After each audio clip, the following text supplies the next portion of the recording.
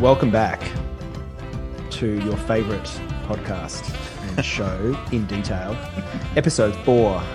This is course 1 of our mixed grill, where we are, yes, you guessed it, grilling each other like that. See what we did there? Yeah. About the origins of our business. But before we get into that, you are here today with myself, Warwick Mihaly, Kate FitzGerald, and Mick Moloney. Today's episode of In Detail was made possible with the help of our friends at Streamtime, who have developed team management software designed by and for the creative and design industries. We're fans of their dedication to the death of timesheets and their epically designed user-friendly interface. Our thanks go to the Streamtime team for supporting us while we lift the cone of silence on what running a creative business is really like. Howdy. Mick is in the hot seat today. He has either courageously or naively volunteered to subject himself to this fully unscripted interrogation into the origins of his business today. Harassment. Business myself. harassment. Yes.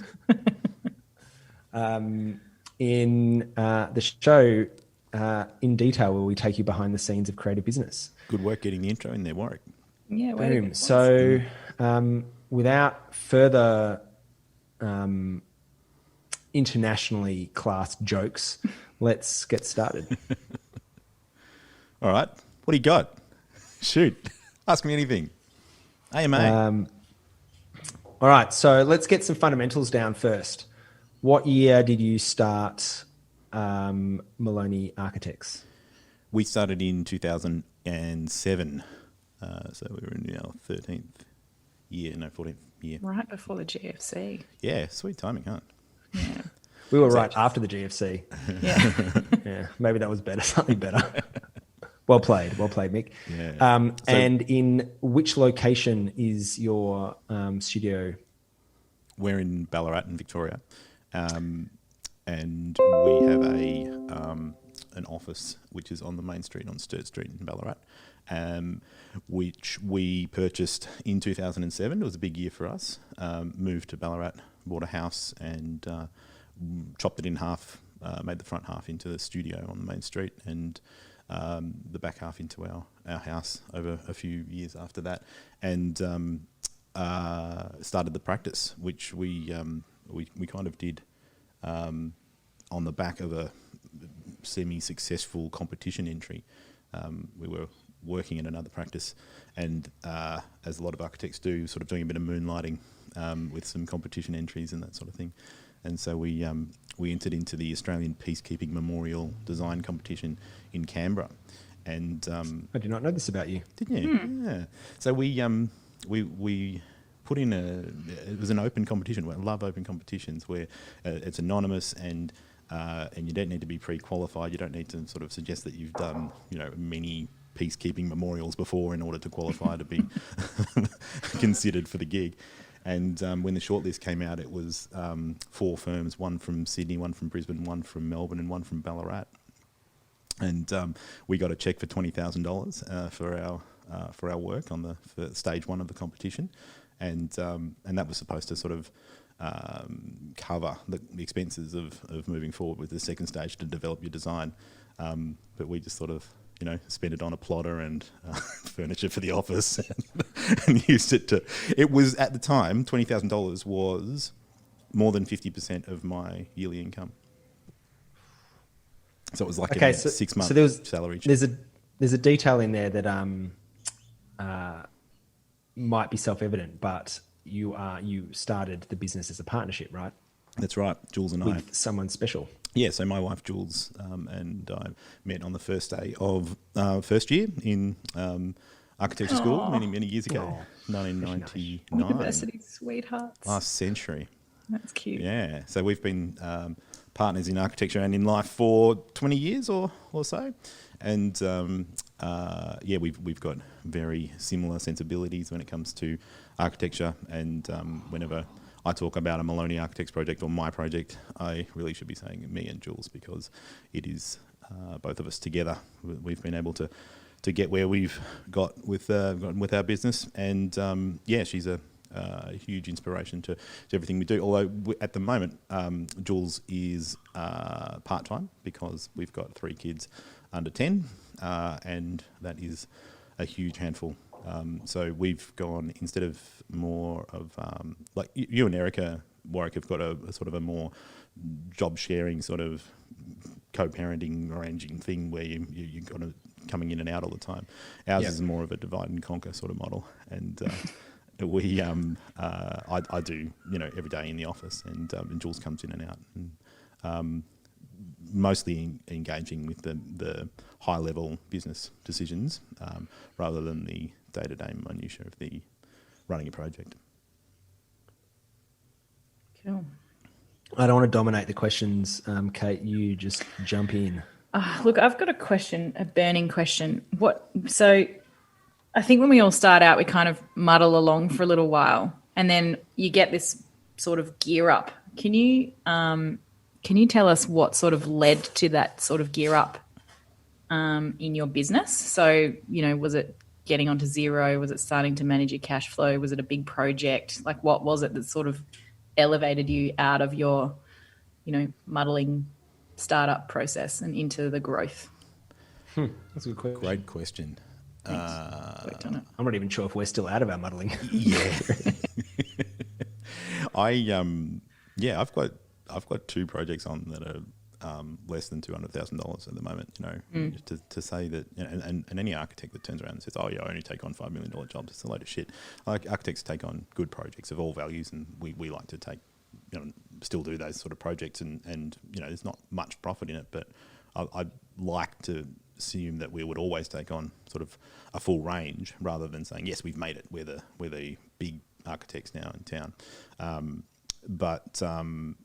don't really know. I can't really put my finger on a point in time where we sort of said, we've got that momentum, or we've got the runs on the board, or when. Maybe when you hired your first staff member, or something like that. When did you hire your first staff member? How many years in? I can't really remember. I'd have to go back and look. But we've had people helping us for, I would say, 7 or 8 years. So we probably did the first 4 or so on our own, and then so Jules going on maternity leave 10 years ago would have probably been when I realised just how much he was doing around the office, and that if I was going to take over from her, I needed to get at least 10 people in to fill the role. But I think it was probably 7 or 8 years ago, and we've had various people. We've had registered architects, we've had graduates, we've had students, and we've had a really good interior designer for the last 4 years or so. So how many people are you now? There's 6 of us now.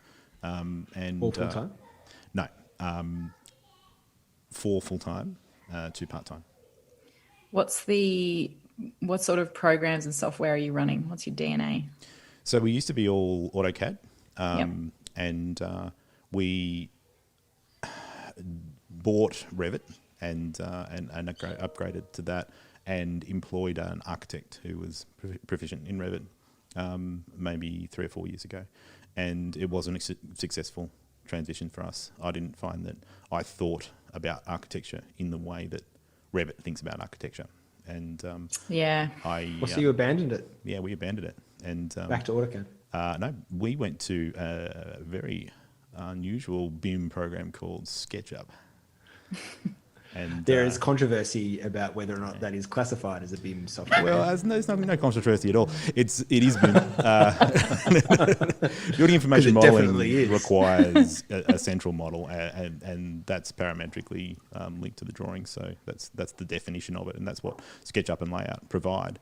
And I would encourage anybody with a small firm under sort of 10 or 12 architects that you can collaborate and work really well in a program like SketchUp with Layout. That said, there's limitations on it that a program like Revit is far superior in terms of document management and collaboration. But I don't know, if you're doing smaller projects, so sub $5 million projects, then your team of people working on that is likely to be very small. So, for example, when I was at Bates Smart, we were doing $100 million plus, like the Fairfax, the headquarters opposite Southern Cross there, and the team for that was 9 or 10 people. So, if you're doing projects a 10th of that scale or 20th of the size, your team, most of our teams on our projects would be 2 people, 3 people. So collaboration becomes quite simple. In terms of the sorry. You go. In terms of the business side of things, are you MIOB, Xero, pen and paper? This is really... Those receipt books with the blue paper and the biro. So we spent so long having everything done in just in basic Excel, and I think it was probably about 7 or 8 years ago that we approached an accounting firm, Cook and Foley in Ballarat, and they were so good to work with. They just really cared for us and the business and listened to us. Were really patient with us, and would look at my spreadsheets, and I color code everything, and I was a bit of a spreadsheet nerd, and I was manually entering every receipt for the business, and then at one point, Kim, my accountant, said, "You do realise that you could get a bookkeeper to do this for about $25 an hour, and you could just go and concentrate on drawing buildings and making money." And I went, "That's a really good idea." So we we've had a bookkeeper and an accountant running for 7 or 8 years now, and it's been the best thing we've ever done. They're good, they're trustworthy, they look after everything. They're quick to get back to us when we've got questions, so they handle our BAS and day-to-day accounting, payroll, all of the things that a small business requires. Do you have a strategic plan? Yeah, we do. It's a bit of a work in progress, but we often think about managing growth as kind of our primary concern of how we're going to, whatever form Moloney Architects is in 2020 and what it will be in 2030. And I often wonder about that future, about, is it going to be an office of 20 people or 50 people, or is it going to be just me, just me and Jules, the royal me. Because I'm curious about the arrangement you have with the software tools and the consultants that you have, like as part of the team, accountants and so on, whether or not that is paving the way. It sounds to me like you'd have no ambition to become a Bates Smart with 100 people working on $100 million projects. I don't know if anyone here has that ambition. And so therefore, does the decisions you make about taking on SketchUp, which might not really scale effectively to a project of that much bigger magnitude, is that kind of part and parcel of that decision making, or do you not really sort of link them that way? Yeah, it's not something that we've extensively interrogated. I think that the sort of way we run everything is that we'll jump off the cliff and build our wings on the way down. So if we were to get a $20 million project and that required a BIM solution that wasn't SketchUp, such as Revit, then we could hire and do that project in Revit. And the days of me needing to adapt my own skill set to driving a CAD program, thankfully, sort of in the past, that I can now move into doing a job like that with a team of, I just hire a team of suitably talented CAD monkeys who could produce those drawings, and I would be the monkey puppeteer, and I should pull the strings. Future employees, beware that if there's a sudden employment spree in Ballarat, you should run unless you want to have strings attached to your That's right. bits. Yeah. Yeah. Sorry, I just had to. If you want to work in Balan for the rest of your life, Yes, or Belgrade. that's where you go. Bahrain. Or Belgrade. That's a good one. Or Belgrave. Belgrade. Yeah. Barcelona. It's the Barcelona of Western Victoria, Ballarat. Yeah. So in terms of projects, when you launched your ship, other than this competition, how many did you have on the books at the time? Jules and I were the only employees of Moloney. No. So how many projects? Oh, none. I love that answer. It's like, oh no, yeah, no. No, we had nothing to do. But we had $20,000 burning a hole in our pocket. So we had a runway. As hilarious as that sounds, that in 2007 that was a lot of money, and but still a lot of money now. Which you blew on a plotter.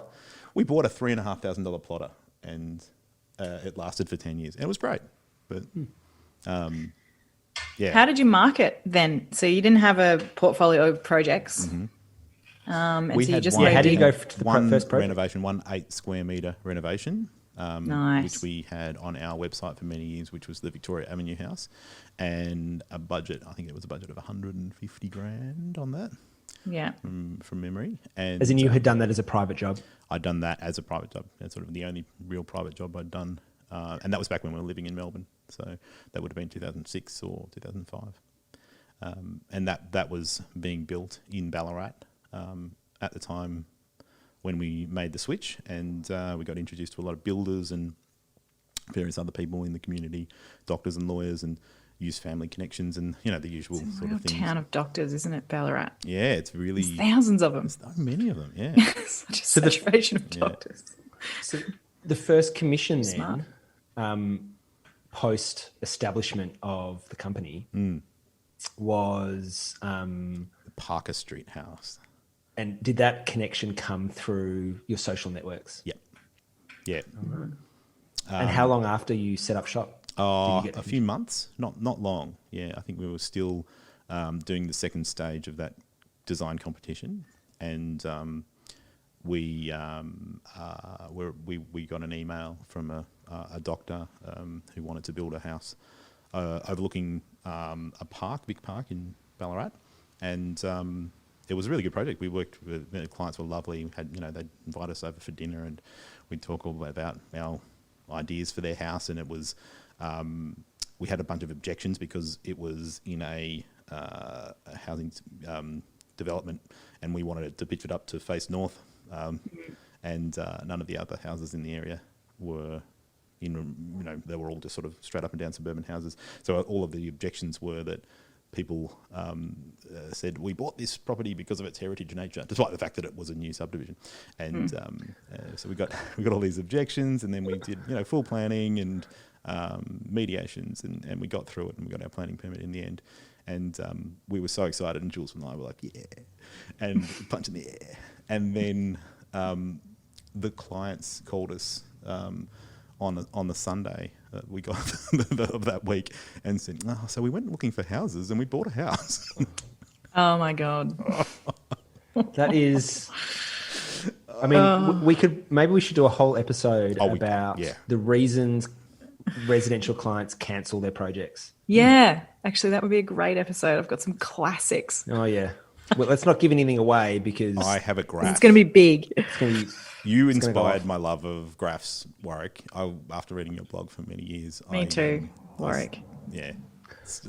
Panfilo, people, get on board. Yeah. Get on board We're it. gonna Get on add board, to the credits. Panfilo. Bloody hell. But so good. I actually presented it at the Institute of Architects Forum one year of the client enthusiasm versus I love time that graph. It's so good. Yeah. It's good. It's a good fun graph. I should put it in the show notes or something. But essentially, Please put it in the show notes. At the start of the process. Oh, I'm mirrored over here. I'm just writing down, by the way, an episode about reasons clients kill projects. Yeah. Boom.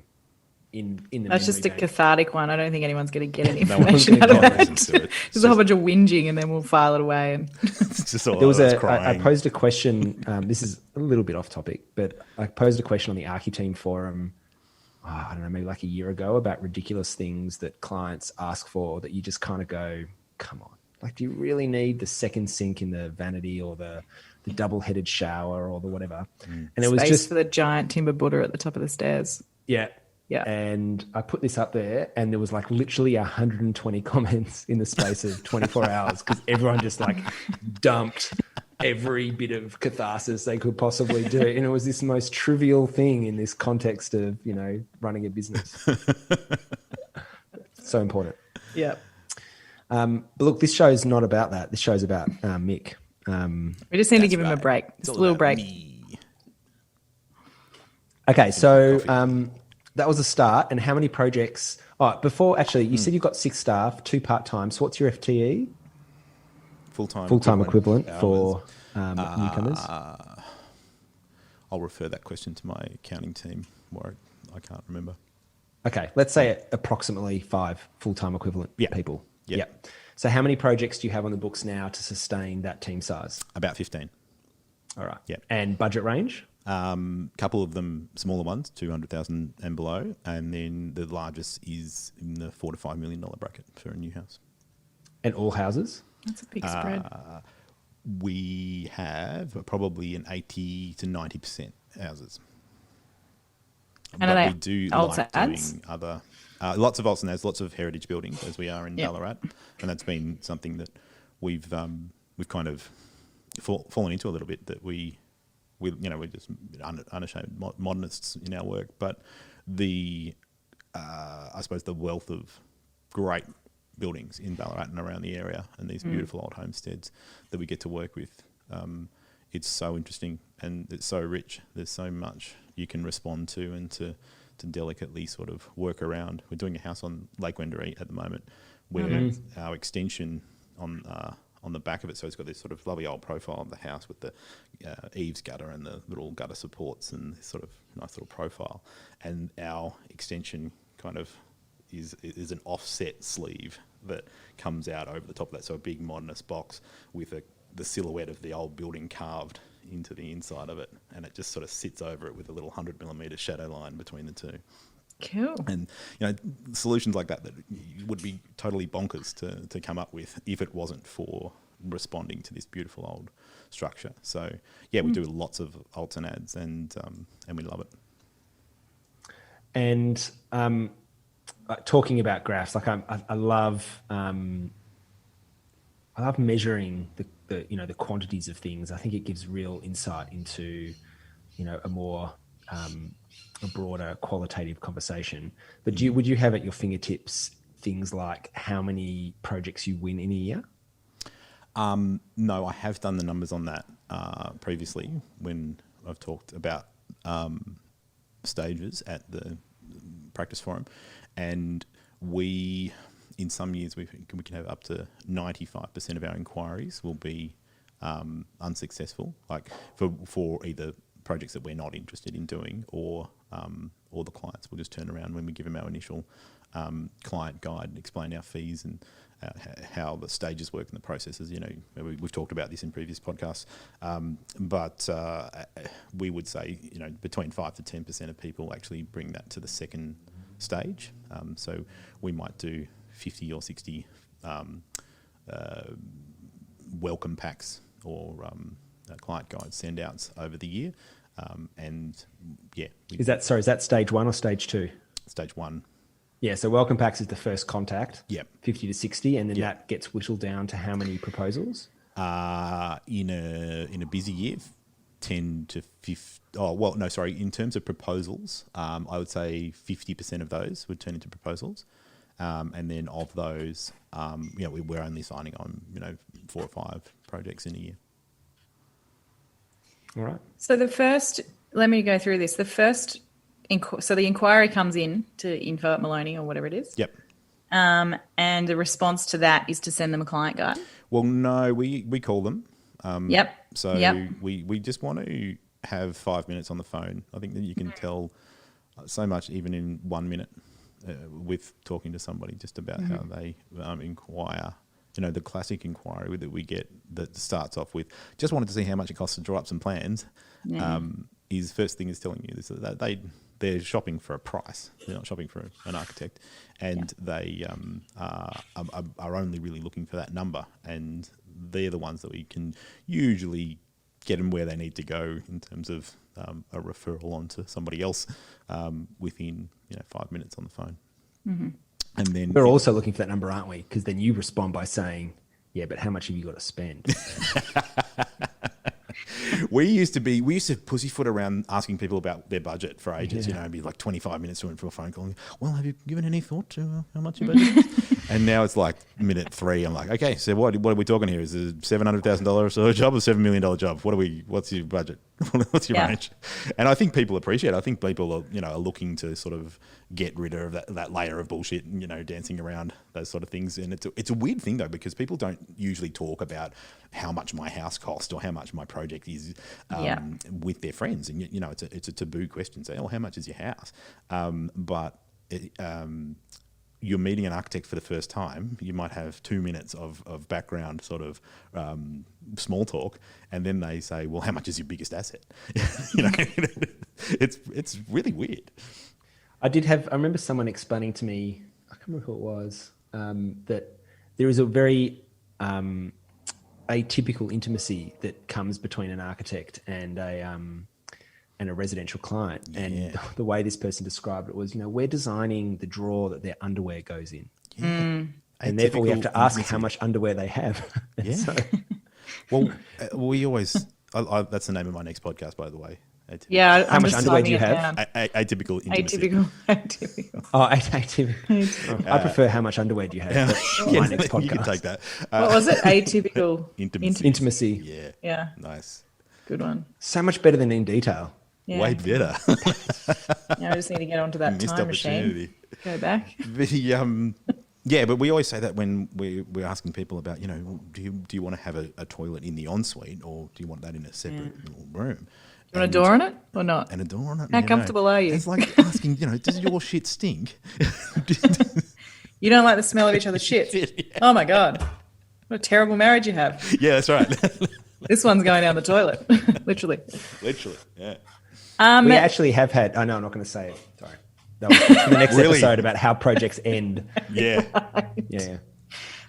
Over the toilet. Keep a note, man. It's interesting that conversation. I mean, we've had a situation where someone called up and said, "Can you come over?" You know, and we were like, "All right, well, let's get some things out of the way. Like, we've got some basic, you know, information gathering and fact and feel that we would do before we do that." And one of those questions was, "How is your budget?" And they were flabbergasted that I would want to know I would want to know what that is before I came over and met them. Because you've got nothing else to do with your time, Kate. And I'm kind of like, do you go into a GP's office or your lawyer and be like, I don't want to talk about, you know, or your accountant, like, I'm not going to tell you how much my income was this year because, you know. So they wanted you to take, you know, a couple of hours of time out of your day to go and talk to them because they thought that they would have a sufficient budget and that there was information that was private to them. No. They thought that we would be so keen on pursuing the work that we would want to go and schmooze with them at their house prior to knowing anything about the project. They're doing you a favour in balance. Yeah. The graphic design world, I think, in some ways is actually more susceptible, more subject to, you know, doing free work than architects are. I think that's become a big thing amongst architects and in the architecture profession about being really resistant to doing that, certainly residential. But, you know, doing that, what do they call it? Freebie work and sort of not being able to ask that sort of question is huge. And so the number of memes that exist online about, you know, I've seen whole videos of people going into coffee shops and pretending they're a graphic designer and saying, look, I'm going to come in. I want you to make a coffee for me for free. And then I'm going to determine whether or not you're going to become my preferred coffee supplier. And then we're going to negotiate on price. Yes. Awesome. Yeah. So on your fee proposals, Mick, it seems like you've kind of got a bit of a mass approach. I mean, to compare it to Whispering Smith, I think we would only be writing, I don't know, maybe 10 a year or something like that. Well, we're going to find out next episode. We have a separate fee proposal that we write, which is more of a like a personalised document about the project, and it's got a summary of the brief, and you know, it's specifically tailored to the clients. But that's a stage 2 thing. So we're like this year, it's been very busy. We've had 50, more than 50 serious inquiries. So there's kind of almost 3 stages. So we would get at least 5 to 10 phone calls a week from inquiries, and so that's like hundreds of phone calls over the year, but they're the ones that we can really cull really quickly because they're most of them, like 90% of them, are not. They're people looking for a service that we don't provide most of the time.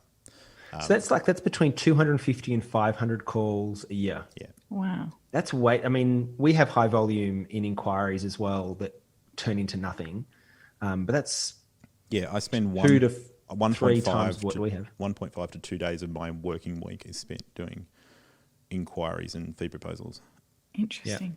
Which is We don't have a crazy because You don't have a phone. What's that? You don't have a phone. I love that. That is so good. Whoa, you get calls about work. We don't even have a phone. No, we don't want one. If that's Yes. what's going to happen, God, imagine how much God, you'll fucking don't get one. I hadn't thought that was an option, but Look. yeah, You just got an email. We don't even have computers. So yeah, yeah, no pens, no pens. So Don't even have imagination's- architecture degrees. So do you not have your phone number on your website? Negative. Far out. That is. It's the like cleverest thing if I've they ever want seen. a project, they're going to have to email us with the details about the project. And so the first thing that comes in from that, anyway, I probably shouldn't be going into me. I've just derailed this. whole thing. But basically, they hit us up with a thing and we hit them back straight away saying, here's a list of things that we would need to know about your project and we'll book you in for a phone call. Kate. And then half the time they don't even write back to that thing because they cannot be bothered to tell you how many bedrooms they want. And you can just get rid of them straight away. You So are bullish. the new queen of architecture. Yeah. I wish to subscribe to your newsletter. Speaking Oh, of you which, can't call me, I so that's have all you're going to get. 500. I have 500 questions on that, but I'm going to save them all for the next Kate episode. Yeah. Grill.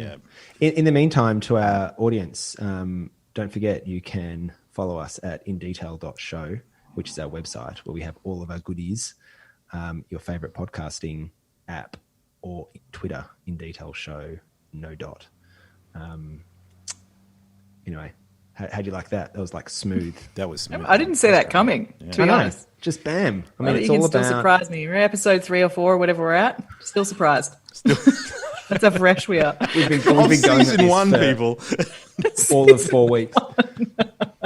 All right, let's get back to Mick. We've given him another break. I think Yeah. that's enough of a break. Mop What his were we talk- brow. What were we talk? Oh yeah. Okay. So just to summarize, what that means is we're talking, and I'm interested in this because I think that for our audience, those ratios can feel quite like bamboozling or I'm not going to say upsetting, but like kind of stressful because you go, man, I'm getting all these calls and they're not turning into projects. But that's the reality of residential work, right? So we're talking a few hundred calls. Yeah, a at least year. a few hundred calls a year. Sometimes, Which- multiple hundreds, and it's exhausting because you don't know which one. Like we had a couple. They were probably our only ever door knock clients because we've got this space on the main street. No one ever knocks on the door. that. One couple came in, knocked on the door, said, "We have a problem with the sliding door of our house." And we would like you to have a look at it. The trouble is it's located an hour and a half away from Ballarat. We'd like you to come down and look at it. And I said, well, look, next time I'm down that way, I'll definitely drop in. So I did. And $900,000 later, we built them a new house. No way. Out of a sliding door. Yeah. Is that the camp? Is that in Camperdown? Sorry. No. Can we? I reckon that's a really interesting case study. I don't know if it's another episode or if we should just come back to it later. But the idea of the upsell and the role the architect has in Yes. Yeah. In just being a nice person. Well, I hate the idea of upselling. We try and downsell whenever possible. But the minute you try and do that, I did a stint of selling mobile phones in a plaza. It's one of my least glamorous jobs. Which plaza? As I said, the interview question was, Bendigo. where do you see yourself going with this job? And I said, oh, look, I'm really only studying architecture to make my way in the mobile phone world. And the boss guy, yeah, sure thing, smart ass, get you hired, fine. But my strategy was, and it was a really good strategy, I sold lots of phones, was to say, okay, so you've come to our booth, Telecel, and what you need to do is go to Optus, and then you need to go to Telstra, and then you need to go to Vodafone, and you need to compare all their plans. Here's our little sheet. And I'd draw them a little map of where it was in the mall so that they could go out and do it. And a lot of people would just turn around and go, yeah, I couldn't be fucked going and doing all that. Just sign me up. You seem like a nice guy. But the whole idea of sort of, if you straight up with your clients and you don't treat them like an idiot and you say, look, if I was in this position, what would I want that person to be doing for me? So we can go down, check out the door at the back of your house and say, oh, okay, cool. Well, to fix that sliding door might cost you $1,500. Anything else you want us to look at? And of construction fees, not architectural fees. Well, I'm here, so that'll be at least. There's your 1,500 gone. Grand. Yeah. We look at a lot of jobs, and certainly in the early days, we'd just look at anything really, and we'd tell people straight up. We like to be really straight up, and that's why our phone call inquiries can be, I think, summed up really quickly, is because we will tell people the long and the short of how much we think their project's going to cost, and so people can talk to us about their budget, but most of the time we'll have already taken a quick brief of what they're trying to achieve. And then we can say, look, that's just an impossibility. You can't do the work that you see on our website, a 4-bedroom home for $400,000. It's just not going to happen. But we can refer you on to, you sort of, at that budget, you're in the, probably a nice project home. So why don't you go and talk to these local project home builders in Ballarat and refer people on through to that network? Because to me, it's about sort of just trying to get them towards, like an operator service. where do I need to be put through to get them where they need to go?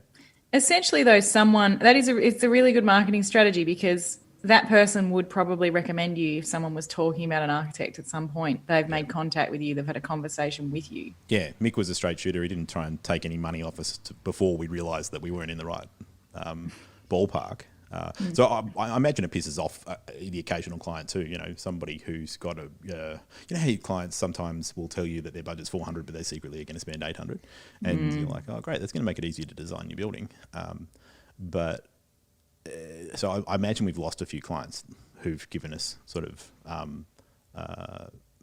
cheap budgets. But the sliding door case study is actually, I mean, we've not had anything as dramatic as that, but we definitely have had clients who've approached us for, a $250,000 tart up and ended up, pivoting to $1 million house. Yeah. And if you judge a book by its cover, you'd probably say no to a lot of opportunities. I guess the risk also is if you get bullish about kind of, pushing back and saying, I don't want to talk to you until I've sort of determined these things, that you can turn away what might actually be an absolutely incredible job. I think it's such a hard game. I'm glad I'm not the only one who finds that really hard, because you'd think after 13 years of that same phone call that we would be better at it, but we're not. Everyone is still really interesting. Everybody's got a different story about why they're calling you. And a lot of people have got the same brief. Everybody wants to have a 4-bedroom home with a separate play area for the kids and 2.5 bathrooms. For 400. Yeah, for 400. The magic number. Yeah. But ultimately, there are these little sort of quirks and these little parts of their approach and the reason why they might have called you last or called you first, or this might be their first house or their 10th house, or they're builders, or there might be.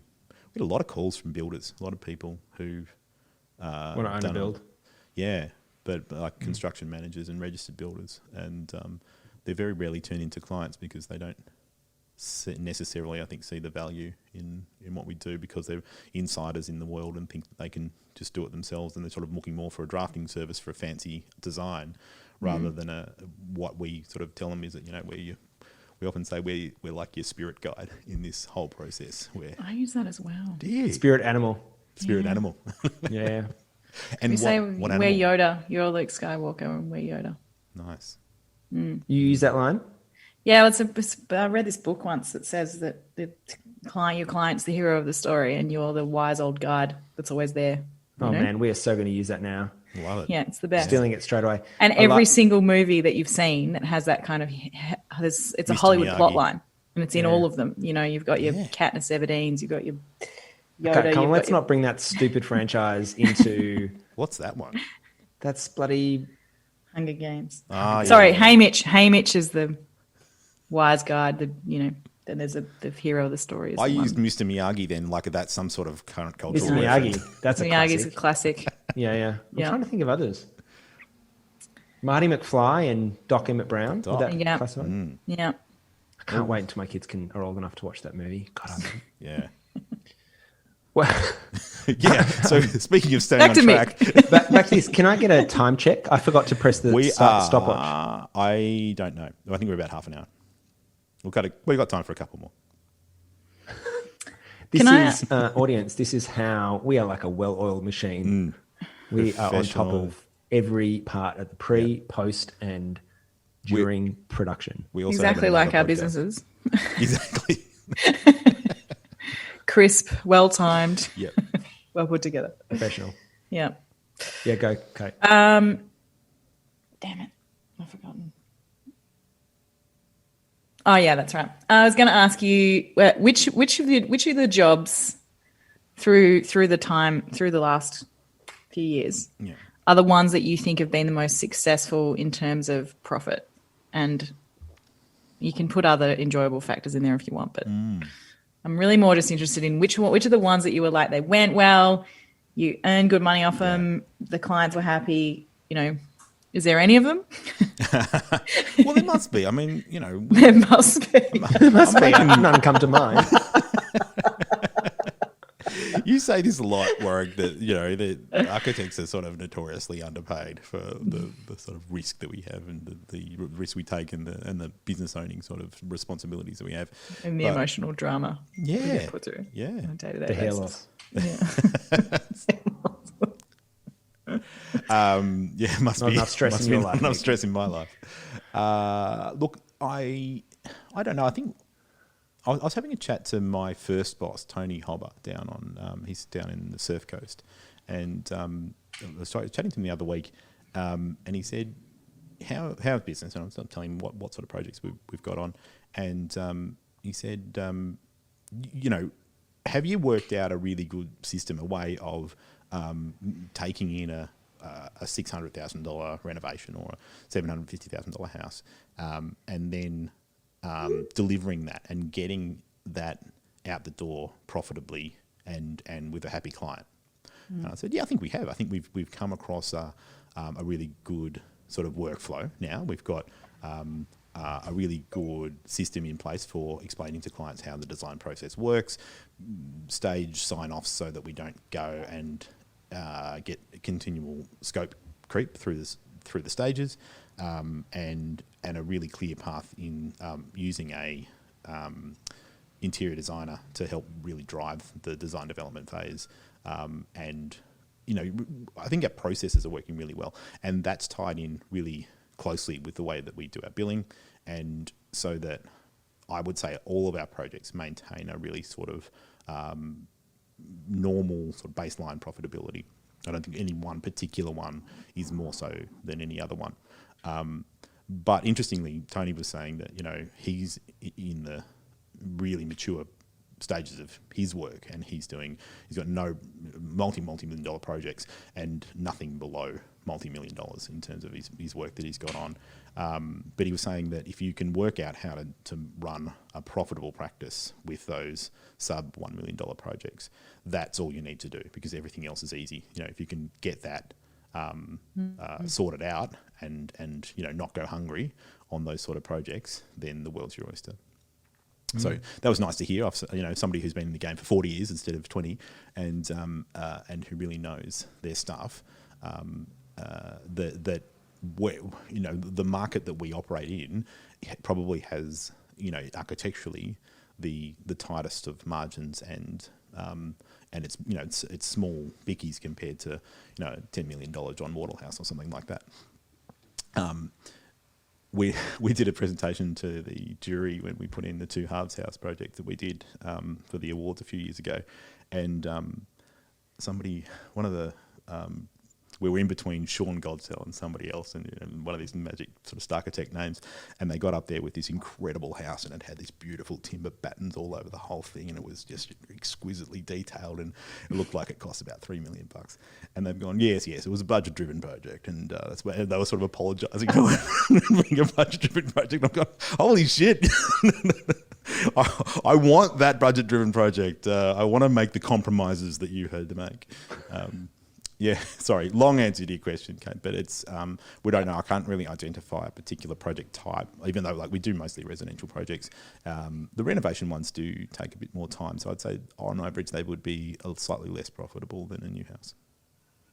But you still sounds to me like you're making profit on your projects. Yeah. I mean, achievement. I think we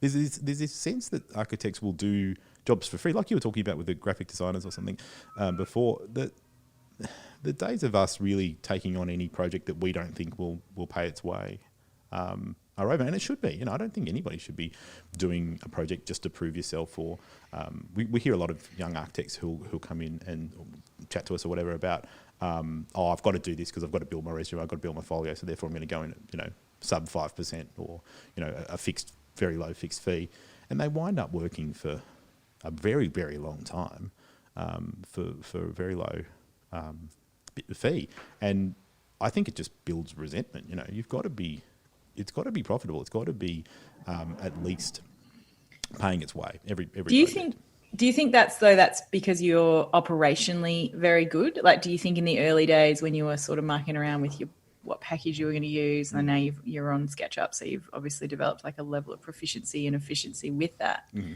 Do you think that is why you're profitable now, or in comparison to say the first 2 years? Yeah.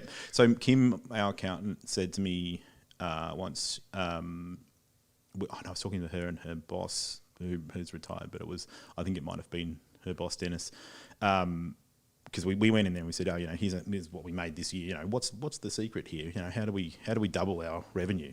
And Dennis just looked at me and he's gone, work twice as hard. work twice as fast. And I've gone, okay, thank you, Yoda.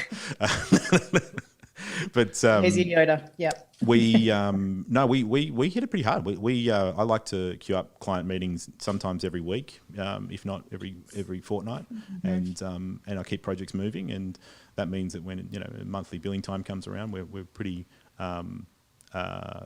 pretty happy that we've been in contact with that client. We've made headway into their project, and we try, even though our projects do tend to take a long time. I would say that we're working at them constantly, and we don't have any sort of much downtime that would be unprofitable for the business. In terms of your revenue sort of / take-home salary for you and Jules as the directors of the practice. Yeah. Let's not talk specifics, but let's just talk about, I guess, expectations. Mm-hmm. Do you feel like Moloney Architects is a vehicle for you to generate sufficient income for your lives? It hasn't always been. We would have made a lot more money in the first 5 years if we'd worked in Melbourne and sort of big, registered architects with 5 years experience and salaried architects. Yeah, we would have made more money than we did in the practice in those very early days, but not so now. We earn comfortably more than what a salaried architect would, because we're taking a business approach where we're taking the risks of the whole company, and we get the rewards for that as well. But we are at a point now where we're actually pulling ahead, and that's been a really sort of welcome surprise, because when we started the practice, we didn't know if it was going to be successful or not. We just assumed that it just couldn't be worse than getting paid $40,000 a year. It was, with the way the industry treats younger architects. It's the wages are so shithouse that we just we thought we've got to try doing something and see how it goes. And we've loved it. We always wanted to do it. But if it was unsuccessful, I've got a degree in construction management, so I would have just gone and become a builder. I think that's probably the fundamental thesis of this podcast, and that is that, and for what it's worth, also for Erica and I, we've said this so many times in different contexts that we're still running our own business because we, fundamentally believe at a core level that this can be a vehicle for wealth generation. And I think that's the sort of what this podcast is about as well, that you don't have to be a struggling artist to be an architect, that you can actually be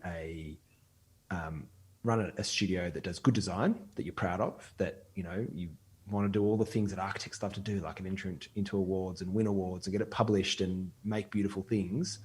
But also, maybe one day be able to afford to do that yourself for your own house. Yeah. Which is in some ways like the holy grail. We spend so much time with wealthy individuals that we can't afford to do the work that they're doing. So it's great. Like, I think it's such a positive message.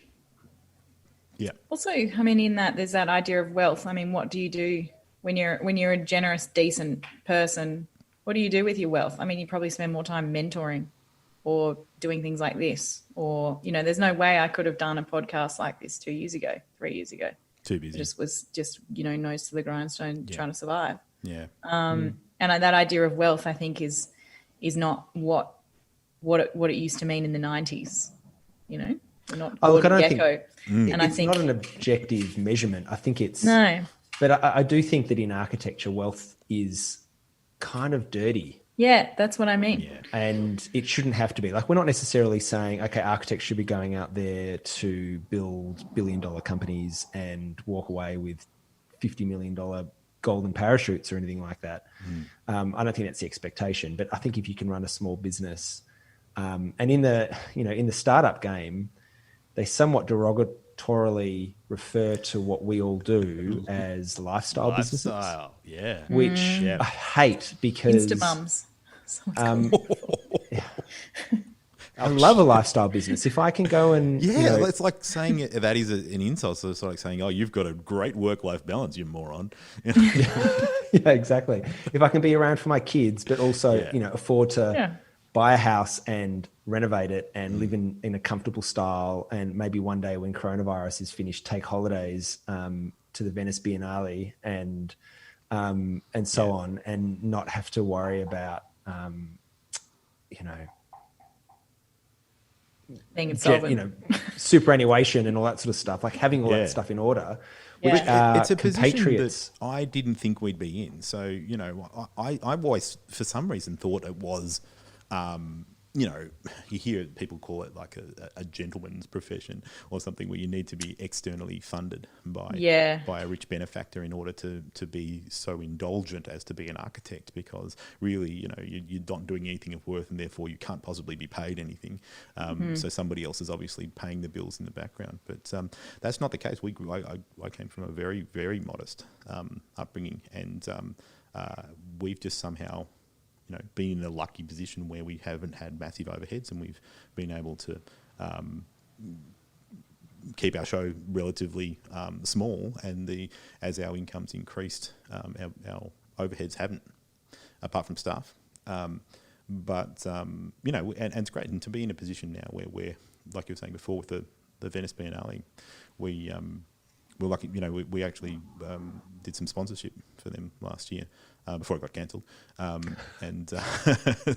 we'll be back. We'll give them some money, and to be in a position with the business where it actually makes more than it needs is great. It's just it shows me that there really isn't any shame in it, in that making a profit and being successful in business. In fact, everybody else in business would consider that to be the only marker of success, whereas architects consider publication or awards to be the true markers of success. Can't eat an award. Can't eat money either, but you can buy stuff with it. Yes, true. Did at any point anyone give you, you can set a strategy and or a series of goals or whatever. When you start off your practice, you're really just trying to put food on the table. And then at some point you need to figure out what you're aiming for. Like you sit down and you start to work out what your expenses are and those kind of things. Did anyone tell you at any point what you should be earning? Like what an architectural practice of your size and scale is spitting out? What kind of profit margins you should be aiming for? There's a benchmarking exercise through the AIA where you put in your director's salary, and we've done it around the table a few times, I think, as part of the smaller practice forum. I don't think it's been in the medium practice forum, but there's been a survey of hourly rates and income of directors and income of senior staff, and we've always sort of been at the top of those surveys. And I thought, very surprisingly, whatever we're paying ourselves would be modest. But, because I've got mates who are lawyers and doctors, and they're all on, $300,000 plus, really big incomes. Crikey. And we're nothing like that. And but we're in the sort of 1 to 200 category. And then there's so many directors of architectural practices who are not, around the table were people who are making less than their staff. 60, 70, 80 grand a year. And I'm like, well, I don't think that's worth it. I don't think you should be taking all this load for, I think, a relatively modest income in 2020. And that was, you were at the Architeam forum, and you asked that question of the crowd, Warwick, about size of the business and annual turnover. The conference. Yeah. And that was really interesting to see that there were very few people in the room who had even one staff member or two staff members, and virtually no one over making an annual turnover of 400,000 or 500,000 and above. Well, look, I mean, Architeam, I don't know if this, I was going to say that Architeam represents a sort of a specific demographic within the industry, but maybe it is actually kind of accurate. So I think 97% of architecture practices in Australia have 20 staff or less. And I think 80% of architecture practices are under, 5 staff or less. Yeah. So we're talking about an industry dominated by many small businesses, which is, I'm sure it's not unique, but it's a specific arrangement, which does mean that we're talking about lots of micro businesses. Yeah, very fragmented. I do wonder whether or not, more broadly, because none of us receive formal business education as part of the architecture degree. None of us think about things like mergers or acquisitions or rapid growth or taking on extra directors, people buying students do those to the practice. That one astounds me. Talk about I've got mates who are directors of various firms, non-architectural, and the arrangements that are in place for new directors to come on board and to borrow money from the other directors to finance that, and then they pay it back through their dividends and things like this. These arrangements are so sophisticated compared to what most architectural firms are doing. It's happening in bigger firms too. People buying into them, into the partnership. It's just like a law firm or Cox. Some of those bigger firms. I mean, that's how you get in. Yeah.